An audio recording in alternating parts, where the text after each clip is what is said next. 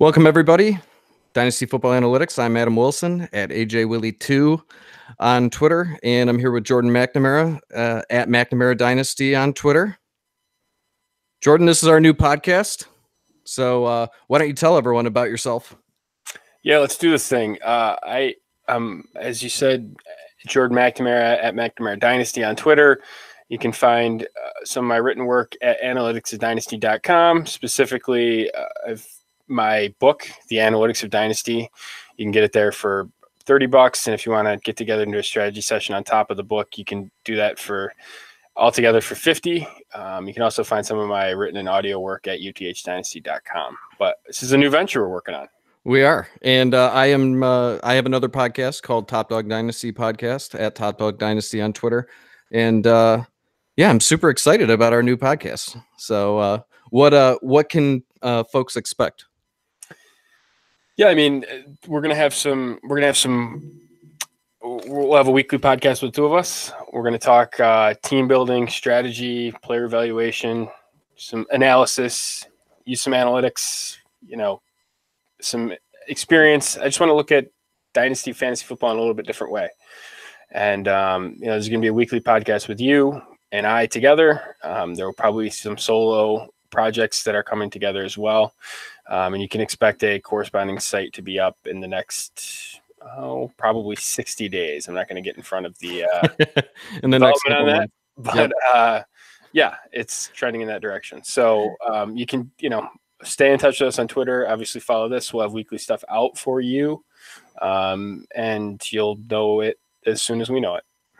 Yeah, and we kind of just shoot each other texts and say, "Hey, let's record," and we do. But I want to make it clear that this isn't just an analytics podcast. So, we're going to be using analytics as well as our experience and, the things that happen that we see and just do some analysis like you said. But if you are looking for, if analytics tend to scare you away, I think that this is probably the intermediary. So we're going to talk about tape as well. But, don't get scared away because it's analytics. It's just going to help with your dynasty fantasy football. So, and one thing I say, when people ask me, well, what, why dynasty analytics? I think both tape, measurements, all that stuff's important. But I think the analytics side is important for the cost, right? Because you can like player, you can like a guy I used to love, Chad Hansen, it comes out of college and is, has, I think, day 3 pedigree. And, I can like him forever. Right. But what should I spend on him? That's really what I think the analytics question answers is what's the appropriate cost of players that you like. And, that's, I think, an important part of it. So that's a lot of what we're going to be doing. Yeah. And I think I'm definitely more tape, but I think I use the analytics to make good practices and create a good process in the players that I pick and the players that I go after and the players that I'm not going after. So I don't necessarily think that I'm an analytical person when it comes to, dynasty, but it definitely has its role and it's helped me tremendously over the past however many years. So good stuff. Well, what do you think about some of the news that's going on? It's kind of like a primer, isn't it? Nothing has really started yet, with free agency or the draft. We just had the combine, but this is kind of a primer for free agency. So I guess the big one is Antonio Brown. This has been this entire week has just been news about Antonio Brown. And so I know, part of the Antonio Brown saga is very near and dear to you because you're in New York. So what do you think about him going to Buffalo for a couple hours and then that trade falling through? What's your thoughts on that? So I actually wrote, I've been trying to add some additional written content, not exactly book content, but just some tentacles off of the book at the website at analyticsofdynasty.com. Yep. And I saw the report from Rappaport, and there was just something that was really fishy off it right off the bat. A, there was no compensation that was noted, and B, no one else confirmed it. And when those two, we were talking offline a little bit about work stuff, but right when someone, if you can't corroborate it, that's a big question mark to me, right? If you say you're injured, and where's the marks? Oh, I don't have any. Like, oh, you can usually corroborate it somehow, or someone else can say, yeah, that's what's going on too. And neither of those two things happened. And I said, huh. And so I actually typed up a quick post, and I shot. It was like the middle of the night. I actually think I posted it to post at like 6 or 7 o'clock in the morning. Yeah. And by the time it actually went live on the website, it was not true. And so I don't know.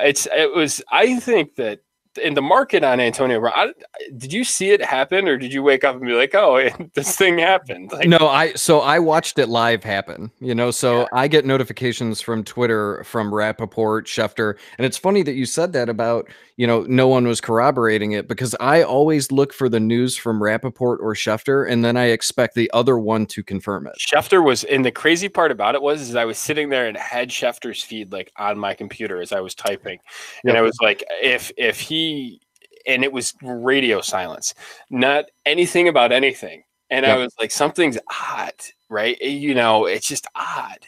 And then there was I think it's Vic Caraccio. Vic Caracci, he's a Buffalo guy. I'm probably used to be here in Cleveland. Yeah, so. He came out with essentially a bit that said this is not true. And then in the morning, Schefter comes out with this statement from Brandon Beane, the GM of the Bills, that said, no, essentially we talked about it and it just didn't, we're moving in a different direction. And so that the whole drop, there was a legitimate buy window of, I don't know, 5 or 6 hours there that was, I think, wide open. And unfortunately it happened in the middle of the night, but did you get a deal done? No, I did not. I could not make anything happen. I was thinking he was going to be like probably like somewhere in the range of like, it was going to be a 6th or 7th round startup valuation, right? He's going at the end of the second, early third. I thought that would drop maybe 50 picks. Yeah, he went crazy late in the latest startup, the Superflex startup that I did, and whoever got him ended up getting a steal on it, especially now that he's going to play somewhere. But when the Buffalo news came out, I was kind of hesitant because I wasn't getting the corroboration, like you said, so I wasn't sure if that's where he was going to go. But I had people messaging me and saying that they didn't like that fit for him and that it was going to be detrimental to him. And I said, I actually think Buffalo would have been a better spot for him than like half the league. Like that was a spot that I was good with him going. There's no competition there. Josh Allen's got a cannon. And I think if you put the right pieces around him, he would have been very successful there. Could you come up with two more opposite forms of quarterback than Josh Allen on one side and Derek Carr on the other? Like hey, look, there's the it's 3rd and 6. The sticks are at 6 yards. Like, let's start at 2.5 yards down the field and see what happens. Like, exactly.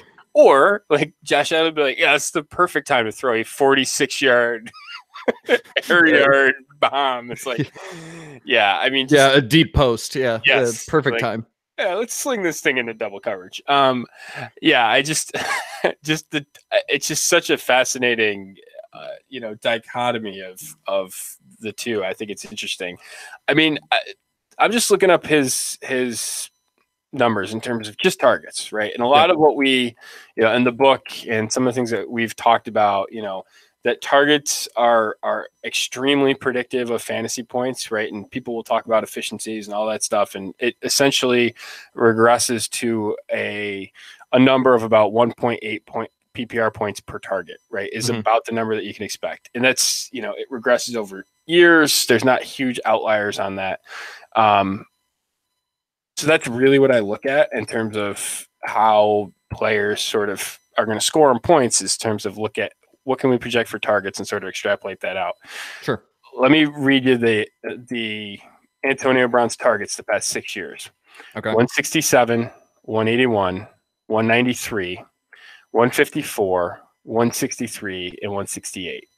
The 160, the 154 was on 15 games, and then he did 163 on 14 games. Okay. So essentially, he's on pace for, I mean, in every game that he's really played, every season that he's played 16 games, it's been above 167. Yep. Right. So you're looking at essentially 10 targets a game, right? That is essentially who he is. Yep. What do you think about that in Oakland? So they don't really have much competition. I'm going to lean toward, well, so it's kind of hard because initially I would think, I'm not sure he's going to be seeing 180 targets in Oakland, but I do think that he is going to help out Derek Carr, right? So he's going to get more opportunities there. Derek Carr's going to have more opportunities to throw him the ball because all of a sudden when he throws it 2.5 yards short of the first down, like you said, Antonio Brown's going to be able to get that extra. I guess I'm still not a believer in Oakland, and I don't think I'm going to be, given what they have now. Maybe they do something, if Derek Carr is the quarterback going forward, I definitely don't like him as much as Ben Roethlisberger. So, I mean, Antonio Brown's going to be Antonio Brown. I don't think he's going to get 180 targets again. I don't see that happening. What about you? Oakland threw the ball 556 times last year, right? So if we want to say he's going to get, I mean, he basically, I don't know, for him to get 160, he essentially needs to have, 29% of that target share. I don't think that's unreasonable. You think, and that's interesting. So where was the targets, the 500 and something targets in relation to the rest of the league? Was that in the top 10? In terms of what actually, I specifically looked up to want to see sort of how how they sort of broke it down, and they ran the ball. Let's see, they had 387 rushes, and they threw the ball 556 times. Right. So interesting. Okay.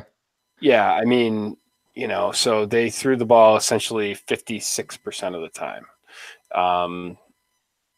Is basically how it breaks down into their total plays. What was the question that you had on passing? Yeah, so the amount of targets that they had, how is that in relation to the rest of the league? Well, were they in the top 10? I mean, I would think that's a lot. 16. Right, 556 was 16. To give you an idea, now here's where it's interesting. The most passing attempts last year, 689. Okay. Steelers. Of course. The Indianapolis Colts 644, Green Bay Packers 640. Right. So I mean, they are the Steelers were, head and shoulders above anyone else in terms of how many targets they had, how many passing attempts that they had last year. So I can see how this podcast is going to go in the future. You're going to set me up with questions and then have the stats to prove me wrong on what I say. So no, I'm not doing that. But it's I didn't realize that. I guess I just didn't realize how. I mean, it's, to give you an idea, that's that's almost 150 targets more per game or more per season than the Raiders had last year. Yeah. 133. So I mean, that would be a point in the other direction, I would think, right? Like they have less targets. So maybe he doesn't get 160. I mean, if he was getting 160 plus in the offense that had the most amount of targets, if Oakland is getting half of that or 150 less, then I mean, I would think that points to him not getting the targets, but I guess it depends on who else they bring there. The interesting thing is I'm pretty sure that the betting favorite for where Le'Veon Bell lands now is Oakland. And so that is going to factor in too. I mean, here's the interesting part though, is like, you look at the target share, right? You look at the target share of what AB had in Pittsburgh, and he essentially had, and he didn't play a full season, but he had 24% of their targets. Yeah. Right. So that number, that target number is a lot of volume, more so than it is a huge rate. I mean, that 24% is a big number, but that's not, I mean, you can look and have receivers up in the high 20s into the 30s and it's not, I wouldn't say it's common, but it's not extraordinary. And so that you figure you get to that. I mean, look, who did Oakland have the ball to throw to last year, right? Who did, they trade Amari Cooper. They don't have much there. It's basically a Jared Cook show by and large, and the running backs. And, you put Antonio Brown on the field, right? You're going to throw the ball to him more. You would presume, hey, you're more efficient. Hey, there's more plays. Hey, it doesn't seem like, if you go from 556 to 580, I mean, those target numbers become a lot more attainable. Yeah, I'm with you. I mean, I don't think whether he gets 140 or 180 targets, it's still Antonio Brown, and I think he does something with it. I mean, I think at the bottom, he's still a top 10 dynasty wide receiver, right? And I think what we're talking about is whether he gets 160 or 180 targets, that's probably putting him more in the top 2 or 3. So, I mean, I don't think he's necessarily going to take a hit. So, what do you think in terms of, so you think he's okay for 19 is what you're saying? Yeah, absolutely. I don't think it makes any difference if he gets 140 or 180. I mean, in the grand scheme of things, I don't think it's going to be detrimental to his value. He's not all of a sudden a wide receiver 2. He's not all of a sudden a wide receiver 3. Oakland's not this terrible landing spot where he's going to go to die like Randy Moss did for a couple years there. I don't think that that's the case. It's still Antonio Brown. He's still, debatably the best receiver in the NFL. I don't have any issues with him going there. I still think he's going to be an elite player. So, yeah, no, I think, I mean, I guess the question on Antonio Brown is how you feel about him in comparison to, I mean, he's basically, according to DLF's ADP right now, he's wide receiver 12. He's going right behind Amari Cooper, right behind Stephon Diggs. How do you feel about that? I'm taking him over Diggs for sure. Mm-hmm. Cooper, it's at least a conversation. I think in that situation, I'm probably taking Cooper because of how I build my teams. I look for long-term assets rather than the short-term. So, I guess there are scenarios, maybe if I felt, a little frisky and I wanted to do a startup where I'm competing to win now. It's just Brown doesn't fit into my mold of when I'm actually building a team because and you've seen it. I tend to go after assets and long-term assets rather than players to win now. So I would take Cooper. I can see if you had, let's just say you were in the middle of you were a contender, right? And it wasn't the startup. I think I would be going after Antonio Brown. That's a guy I want on my teams, obviously. So yeah, I think so. Yeah, 100%. I mean, I was trying to get him hard as the news to Buffalo was going on, and because I thought it was just going to crater his price and people were going to panic sell. I don't think, and it's one of those things you might be looking over into the abyss now where people are like, holy God, that could have happened. Now it's not, this isn't quite as bad, it's, I didn't die, but I just, I broke my leg instead. It didn't, it's not that bad type of scenario. I do think it's a downgrade for him, but again, if it moves his price down where I'm contending, I mean, I am looking at him as AJ Green's a very similar player, and AJ Green's 2 rounds cheaper in terms of valuation. I mean, this is a classic case of let's attack an aging elite guy. Yeah. We sort of know what that does in terms of the age curves, right? How they sort of fit in there. And that's how you should attack the position if you're looking for a discount, is attack the aging, the 30-year-old elite receiver, right? Because people are going to try and get out, and that's when you can sort of come in at a discount. So that's a scenario. And Julio would fit in that as well. Julio for sure. But the interesting part is Julio, I mean, AJ Green is going 2+ rounds after Julio. And I like both of them. I have been slowly over the past, I would say 18 months, adding shares of both of them because I think the price is reasonable. And, when you get these guys, I mean, those are profiles that I like to buy at these costs. So what do you think about James Washington? I mean, listen to this. He's 91.5 overall in terms of the February ADP at DLF. which let me just, before I say that for certain, it is the February ADP at DLF. Yep. 40 wide receiver 43. And listen to some of these names. He's behind Dante Pettis, Anthony Miller, Hakeem Butler, and Kelvin Harmon. How do you feel about that?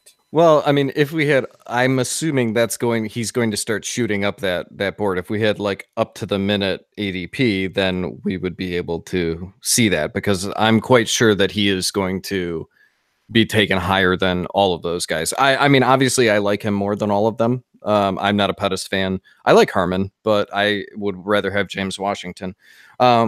He's an interesting case for me because part of me just wants to hang on to him, and he's another receiver that I can add to my stables of productive players that are in my lineup. But I think there's got to be a price and that I would sell him for, and those 2021st, I see those 2021st, and I my mouth starts watering. So I think any package with him, if I was looking to move him, would include a 2021st, and then probably something else, a player. I mean, especially right now. Now is the time to sell him if you want to sell him. So, what about you? Yeah, I don't think I like the random 2021st. Really? I just, so he represents an interesting sort of dichotomy to me, right? I don't by and large go after day 2 wide receivers, but they are a big time metric producer in college. Yep. And check the right. They have to basically check every box for me, right? They have to be a big producer athletically. They are a big producer. They have to be athletic, right? And that they have to, go preferably in the top 60, right? In round 2 is really the thing that's important. Juju Smith-Schuster, right? Big time producer. Yep. Young, right? That was a huge thing with Juju. His youth was a big part of his profile in terms of how he produced. And wouldn't say he was a great athlete, but he checked the box, right? Yep. That's the type of profile. James Washington, I don't think that there is a better, in terms of tracking the ball and playing at the catch point down the field. I in the past, 3 or 4 years, I don't remember a better one than James Washington coming out. And Ben is at this point where he's like, let's just play reckless. And he wants to just heave it. Like, again, the question is targets, right? That's a big part of it. But, I don't know. Do you think they address receiver in the first round of the NFL draft? So that's what I was going to say. It really worries me. So I definitely did not like him as much as you. Okay. James Washington. Although I didn't dislike him, people ask us to argue about players. So this is interesting. Okay, I know. Yeah. So I didn't like him as much, but I thought he was going into a great situation. I mean, I had Tim on my show, and he was talking about how it's very possible that he would get Juju Smith-Schuster level, rookie level targets in his rookie year, which did not happen, but. I guess the thing that I worry about is do you have these guys just hanging around like Eli Rogers and Hayward Bay, and they are just picking off touchdowns and picking off targets here and there? I mean, it's going to go one of two ways. Either he's going to be the number 2 in that offense, or he's going to get lost in the shuffle with all the rest. He's just going to be a guy. So if you believe that he's just going to be a guy, then you're probably going to want to trade him right now, right? The other issue that I have is I don't think that they're going to take a receiver in the first round. They haven't done that since, I believe, Santonio Holmes. But it does really worry me if they do take one of these guys in the second or third. Like, what if they took Kelvin Harmon? Like, that's a little concerning to me. Kelvin Harmon is James Washington was the bomb it deep guy, but I thought he was sneaky good over the middle, right? Like he was better than advertised, although he needed to work on it a little bit. So if they went and got like a Kelvin Harmon who fits that, kind of alpha wide receiver, I mean, it really worries me with James Washington because I worry about him just getting lost as the number 3 wide receiver there. Yeah, so that's a concern. I'm looking at their stats, right? AB had 168 targets in Mm-hmm. 15 games, which is just a massive. I mean, that's over 11 a game, man. That's a massive number. Yeah, it's insane. Yeah, it's just crazy. Juju had 166, right? Right. So you're essentially missing 168 targets, 1,300 yards, and 15 touchdowns. Yep. James Washington, to give you an idea, 13 targets, 16 catches, 217 yards, and a touchdown last year. The guys that you were talking about, Eli Rogers, 14 targets. Darius Hayward-Bay, only 2. And Justin Hunter, he was targeted 13 times. Yeah, right? Hunter was the other one. So there's, I mean, you essentially look, he was the third receiver. He was actually targeted less times than Ryan Switzer was, but Switzer, yeah, okay. He played a little bit of a hybrid role. Yes. The tight ends essentially had, I would say, about 110 targets. It looks like about 110. Some of the other guys, that may be 120, 130 with all of them sort of put together. I don't know. I see those 168 targets, where are they going to go? Is it out of the backfield more? Maybe, but they still had, their running backs were targeted 100 times, right? Does it come down in volume? Well, that was, but I think that there's a big chunk of, maybe it's less like volume based, but there's still a big chunk of the percentage of the offense available. That was the other one that I was going to mention, and another one we can argue about, because I know that I'm higher on him than you, is Jalen Samuels.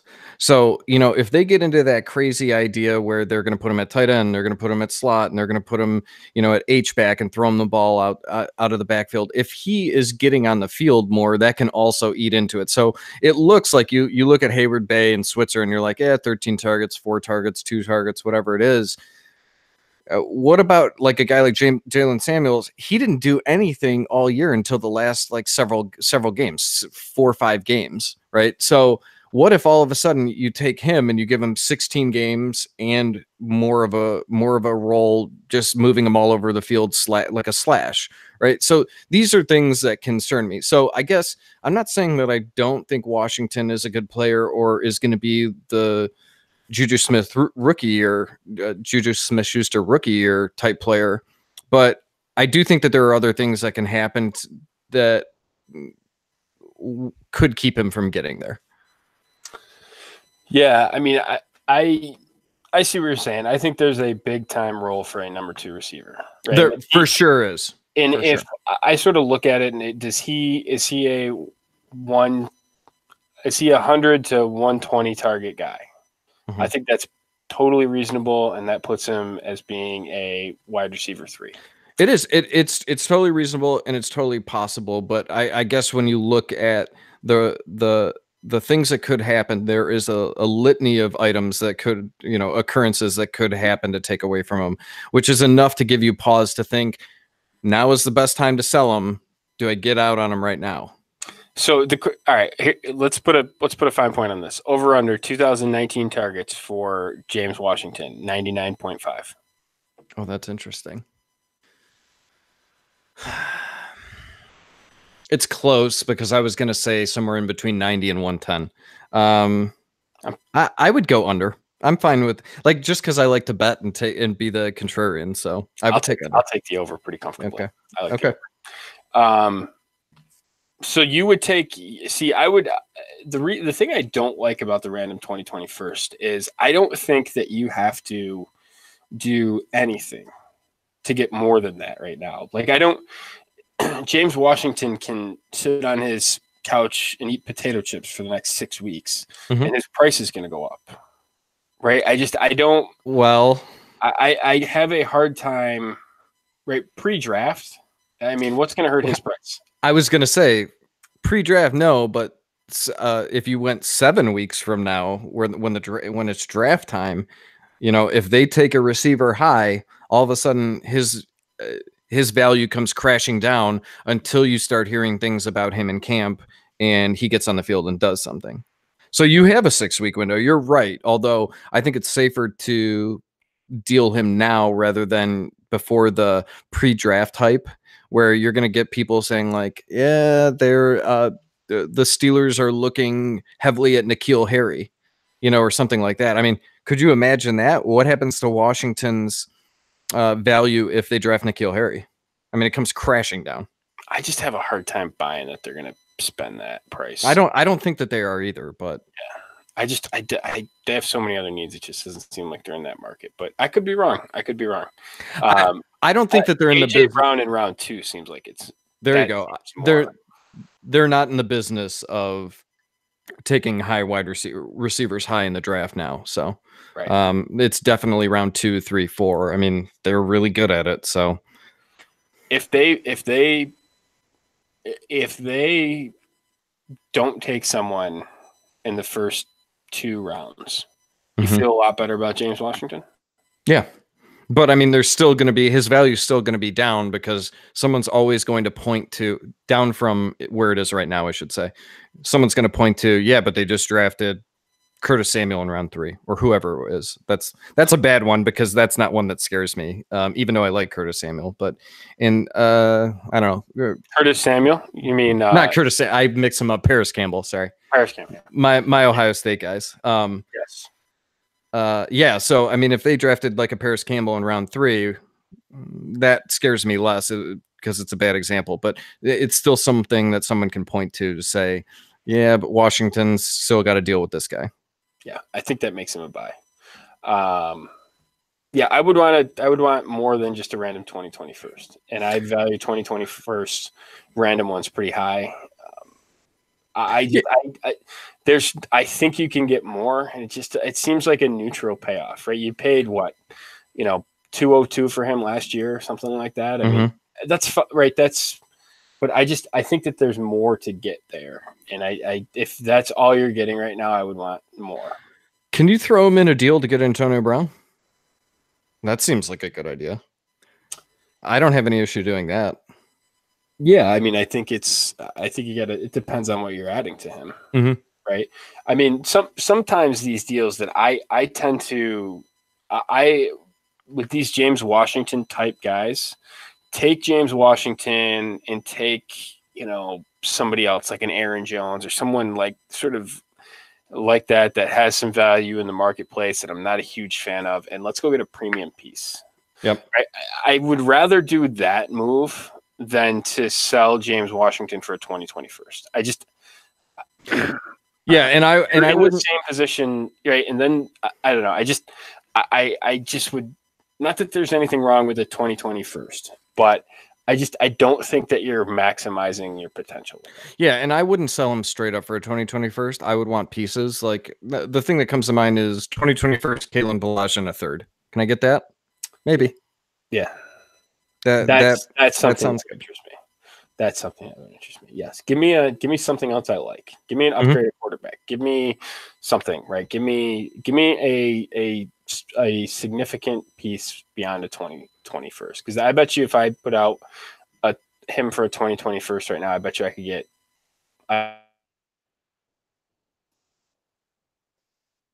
three leagues. I bet you I would get an accepted card in each of those leagues for that cost. And it seems like I would want more. So yeah. Well, you actually, do you have another thing you want to talk about? Because you brought up one of my topics. So go for it. Aaron Jones.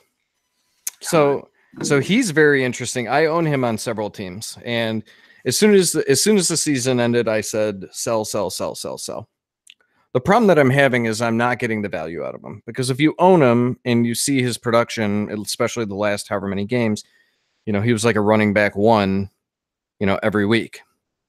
So the struggle that I'm having is like I'm getting offers for like a good team's 2021st.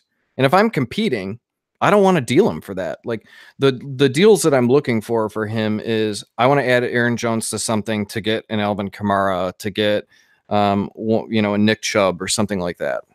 And I'm really struggling on it. And I'm just saying to myself, screw it, I'll just keep Aaron Jones. Now he's got risk, right? The funny thing is, people are now pointing to, well, he's part of a committee, but he's better than Jamal Williams. So, but I'm really struggling trying to get rid of him right now because I can't get anything. So what are you doing with him if you own him? Are you settling for less than he is worth when it comes to his production and what he will, do for you? If you're a contending team. I guess what are we talking about? His cost meeting. So, like a late round 2021st. Like, are you selling him for that? These are the more than that. So I thought you could too, but I've been struggling. So I can't add him to anything to get anything. I thought he would be a hot name, and I'm struggling because I own him in several leagues, two, three leagues, and I can't get what I want for him. I think I would take that. You would, but I would want that plus like give me something else like give me TJ Yeldon or give me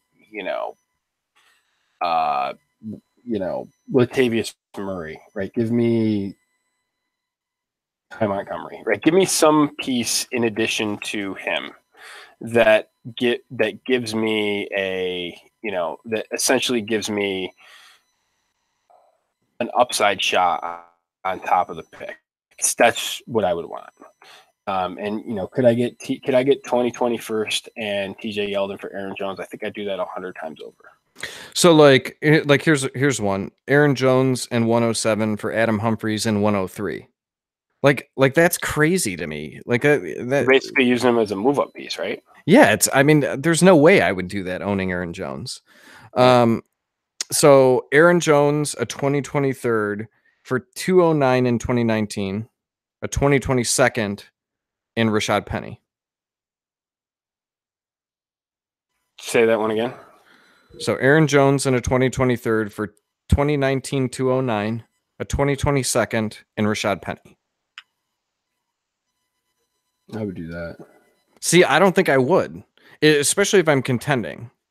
Here's the profile of Penny is so much safer than Jones. I'm with you. I'm totally with you. Yeah, I have a hard time. I just have a hard time with that. Right, everything. Right, just take the names out of it for a second. Aaron, just take the names. Let's forget about the names for a second. Aaron Jones is let me present you with a generic 5th round draft pick who weighs 208 pounds, who has been suspended once, right? Hasn't played 16 games yet, and is in a subset of players in draft round that hits for a top 24 season about 20 to 22% of the time, and he has a coaching change, right? So he's not on scholarship anymore. How do you feel about that profile, right? Strip the name away from it for a second. How do you feel about the profile? Don't like it.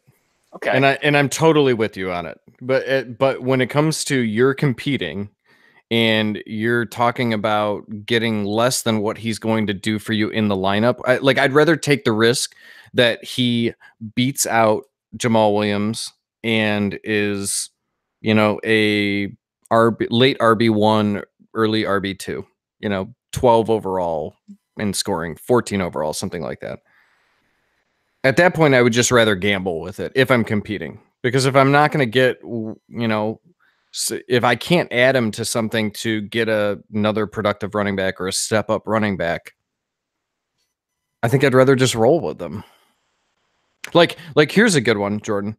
So this is a trade that I'd be looking for. Aaron Jones for DJ Moore in a 2021. Yes. So that's what I want. And so when you said I think I can get more for him, that's the deal that I am expecting, and I haven't been able to get it. So maybe I'm just being a whiny bitch. So all right. So here are the round 5 running backs in the past. Running backs drafted in round 5 of the NFL draft. I can't wait. Who have produced a top 24 season. Okay. Mm-hmm. Here it is. Tim Hightower. Yep. Deion Lewis. Zach Stacy. Jay Ajayi. Alex Collins. Jordan Howard's done it 3 times. Okay. And now we're talking about Aaron Jones. Yep. How do you feel with that sort of historical? I don't like it. You know the answer to that. I don't like it.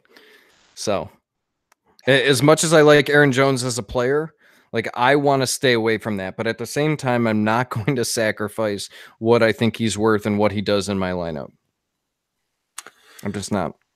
Yeah, I guess it would matter more to like your concern for me. I would do some warp analysis on that, right? Like if what are you really passing up in terms of giving them up? Right? I think that's truly a question, right? In terms of what is it that I'm actually passing on to trade him, right? I what am I starting instead? Is I guess a good is how I would sort of go at that question, because I don't think he's a long-term dynasty asset. No, neither do I. Neither do I. So, and we see the priors with what these types of guys have done before. I got a hard time making a significant investment in that. And, if I can get a 2020 plus, I mean, that DJ Moore thing, I'm breaking my computer to accept. Yep, me too. No, I'm with you. Yeah.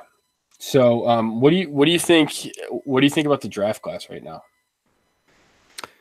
So, I am very, I'm very specific in the players that I go after when we're talking about rookie drafts. So, I don't sit at 107 and say to myself, I'm going to take the best player available here at 107. Like, hopefully this guy falls, but if not, I've got this guy, right? So I normally come up with a group of players that I want to draft, and I want to put myself in a position in the draft class to get those players. So in this draft, I am low. I think that there are some interesting players, but I think when I go and I create the list of target players, I think it's going to be a smaller list than in years past. And I think it's going to be a smaller list this year than it is next year. So I have moved out of basically all my first round picks, or the majority of them, and converted them into 2020 picks, or, players that I like and 2020 picks. So I guess I'm low on it, but that doesn't mean that there aren't players that I will target, and there aren't targets that or players that I don't like. I guess at the top of the draft, I'm seeing it now, because I'm seeing where 101 went in a startup draft, a super flex startup draft, and I'm seeing it's gotten traded twice since the draft ended. And it's going to the mean of the mean that you came up with of 20 overall. When you see the players that it's going for, you're starting to see, this pick is increasing in value, and all of a sudden it's getting traded for more, better assets. So the 101 went for today, George Kittle in a tight end premium league, 1.75 points per reception. It was 101 and 112 for George Kittle. I mean, George Kittle was taken insanely high. He was taken in the second round of that startup draft. So it's all and I believe 101 ended up going somewhere in the fifth round. So it's funny, all things come back to their mean, right? Isn't that interesting? As soon as I see these deals happen, and I'm like, oh, this is what Jordan says, when it comes to, targets and players' fantasy points, if they've got a lot of targets and their points are low through 10 games, it's going to hit that mean eventually. So, yeah, I'm interested to see how the market goes, because I think all you need is one, right? If you've got 101, there's a lot of things that can go well, and all you need is one of them to happen. And and I think there's a whole range of outcomes in which it could be really positive for that pick. And I peg it to be about 20 overall as being right. So a late second is sort of the historical benchmark that you should look for. I wouldn't be surprised if we don't get there, but I certainly think it's in play to get almost all the way to that, right? Is there a dip somewhere, between 2 and 6 where it's below the historical average? Sure. But I think it's totally in play to get up there with with the 101. So it'll be interesting. I mean, I think that's, and this week's really important too for free agents. I mean, we'll be back next week, but for free agency, like this is a big week in terms of some of these landing spots. I mean, if you have guys that are sort of situational guys, I mean, and I sort of count Aaron Jones in that, right? Yep. These drafts and these, these free agents, right? I mean, that's danger time, man. I mean, get out, like sell the bad profiles, right? Sell them, like, and you've got 48 hours to do so or whatever. I'm doing that. So, well, so you asked about the draft class. So you own 101 in several leagues, right? I own it. I earned it in one. Yeah. And honestly, like in some sort of future exercise, we'll have to look at that team because that's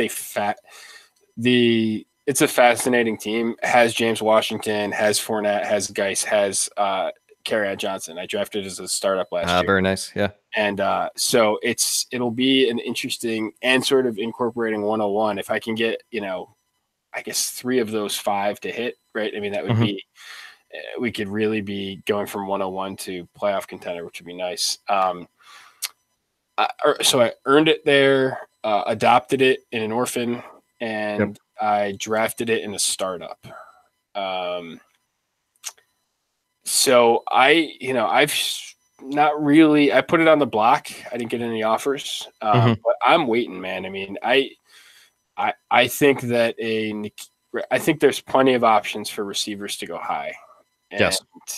And one of the things that I don't understand, and I will probably never understand, but I need to recognize it's possible.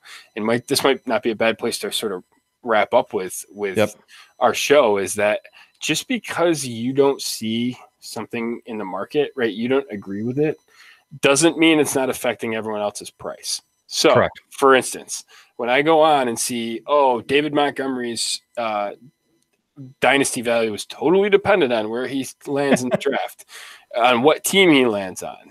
And I'm like, I can't agree with you. I can't get there because that's not really what matters. It matters more of where they go and how the teams value them than, where they go in terms of how early or late than geographically where they go. Yes. And so people were going to do this stuff with N'Keal. If N'Keal Harry lands in Buffalo, is that a good landing spot or a bad landing spot? I don't know. He's going in the top 10 of the NFL draft. What's that subset look like? You know what I mean? I have a hard time with, I think more, people think Buffalo's a terrible landing spot. I think it's a fantastic one because him and Josh Allen are the exact same player, right? They just played a position. It's perfect. They totally fit each other, right? And so all of those things are really interesting. And so I think that is going to be really the thing that I'm going to watch. And because things that I might not agree with are definitely driving value. And I think that it's critical to understand that and to recognize how to sort of benefit off of that. No, I'm totally with you. And I think it's funny because I actually see people, in my listener league, trying to get specific picks. And I have to explain to them, I ask them the question, well, why do you want this pick? Well, I got a player lined up there. I'm like, well, how do you know he's going to be there? And he's like, well, look at ADP or look at, like I just got this feeling, whatever. And I'm like, well, how do you know it's not going to change from here to, the time you have your rookie draft? That player isn't necessarily, just because you think that he's going to be there, you don't know that he's going to be there. That the market is going to change on a lot of these players. You just brought up Montgomery though. So obviously he had an underwhelming combine, right? Like he definitely didn't stand out. I have debated people, disagreed with people on Twitter for probably a month now, 2 months now, on Josh Jacobs being 101, being RB1, whatever it might be. And I see these rankings from people that do, tape studies, and how can anyone possibly say that David Montgomery is RB1 at this point? I have no idea. I mean, it's baffling. And what happens if David Montgomery goes on day 3 of the draft? Well, How fast are people going to change their tune on David Montgomery? Because now the NFL doesn't agree with you, right? Well, I mean, I've said for months now that I thought that David Montgomery was going to run in the 4.6s and be a day 3 pick. So, yep. Let's see. I put it on Twitter a couple days ago. If David Montgomery is selected in day 3 of the NFL draft, where will you draft him in rookie drafts? 39% said round 2. 17% said later than that. 30% said back half of round 1. I saw an article on Twitter today saying that he's worth 107 still. I saw that as well. Have fun with that. Yeah, by all means. Yeah, and absolutely. That's the thing about this, and like, that's the thing about this class, right? People are seeing things that we just don't agree with. Yeah, for sure. That is one of them. And you know what? Like, people are like, oh, the class is down. There are people that are going to trade 2021 plus a 2019 second for the opportunity to draft David Montgomery in the mid-first. That will happen. And sure. Be on the getting the pick side of that, not the Montgomery side, but those things happen. And, I would be, you got to be really conscious about them. And just because we're not, they're not in our sphere of players, we should be really conscious about the players that do have that strong support that we can chip off. Yeah, I mean, last year I had 103, and I had a guy trade me 106 and a 2021 to move up to 103 to take Ronald Jones. And I moved back to 106 and took Nick Chubb. I mean, again, like this goes to your point about the market on players, and just because you don't agree with the market doesn't mean you can't capitalize on it. And that's especially when you should, right? Absolutely. And that's why, your thing about earlier that you said that you should only have a couple of, a handful of target players. Yeah. Right? When you do it that way, you can capitalize on the value that you're getting on those players and avoid the landmines of guys like David Montgomery because I have to stay up with ADP. Exactly. Can avoid that at 107, right? Yep. So. Well, Jordan, I think that does it for episode 1. That was fun. So it's in the books. Thanks everyone for joining us. You can find